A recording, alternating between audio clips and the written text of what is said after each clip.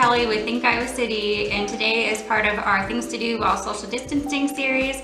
I'll be sending a message to our friends at Oaknoll Retirement residents. Oaknoll is inviting the community to send email messages to their residents, sharing what we're up to at home, like what books we're reading and what movies and TV shows we're watching, and they'll share those messages with their residents on their Oaknoll app and through their in-house TV station. This is a great way to stay connected while social distancing, and will also help to brighten someone's day. Come take a look. This is Kelly from Think Iowa City. Last night I watched episode 1 of Tiger King on Netflix. I'm not sure if you'll like it, but all I can say is wow. We'll check back after Tiger King episode 2. Take care. Your friend, Kelly.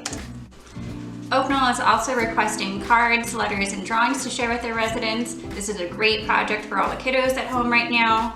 For more information, check out their Facebook page at facebook.com/Oaknoll or on their website at oaknoll.com, Community Connections. And for more suggestions on things to do in the Iowa City area while social distancing, check out icareatogether.com. Thanks for watching.